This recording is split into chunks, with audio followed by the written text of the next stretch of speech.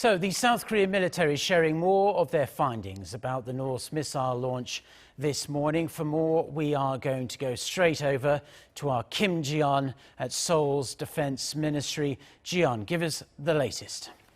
Sure, Mark. South Korea's Joint Chiefs of Staff said North Korea fired two short-range ballistic missiles Wednesday morning local time from the eastern city of Wonsan at around 5:06 and 5:27 a.m. That's around 13 kilometers away from where the military had initially said they were launched, the Hodo peninsula. It said one or both of them are presumed to have flown in a northeasterly direction, some 250 kilometers, reaching an altitude of around 30 kilometers.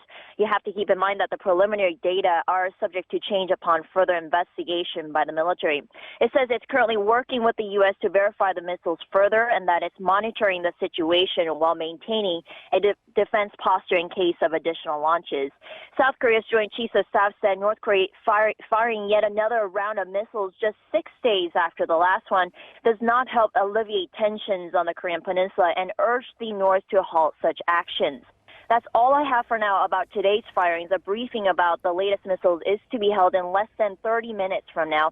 I'll give you more updates throughout the day. To fill you in about last Thursday's firings, the military confirmed last week that the two missiles both flew some 600 kilometers and were both similar to Russia's Iskander-class ballistic missile system, which is known to be able to move away from its original trajectory to change its target or avoid being shot down. But the military also said it's capable of intercepting them with the existing Patriot anti-missile system. Mark?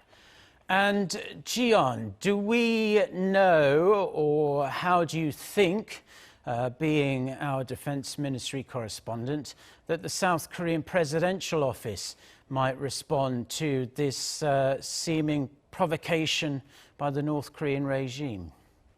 Well, an official from the presidential office of Cheongwade confirmed to us that President Moon Jae-in was briefed right after this morning's launch and that he's closely monitoring the situation. Whether the top office will open a National Security Council meeting is to be finalized later today. Concerning last week's launch, the NSC has said those two projectiles were new type of short-range ballistic missile, which could indicate that North Korea has violated United Nations Security Council resolutions that prohibit the North from such testing, and it could prompt the international community to impose additional sanctions. The top office is paying attention to the timing of the recent firings, which come at a time when Pyongyang and Washington are preparing for the resumption of working-level talks on denuclearization. The Trump administration had brushed aside concerns last week raised by the launches and said it hoped the next round of working-level talks will resume soon. But it remains to be seen how Cheongwade will respond to today's firings and how this will affect inter-Korean relations. Although the Blue House had pointed out that they're ballistic, it said shooting ballistic missiles don't go against the Inter-Korean Comprehensive Military Agreement signed by the two Koreas last September to alleviate military tensions, while also saying South Korea is not reconsidering scrapping the joint military drill plan for next month by South Korea and the U.S.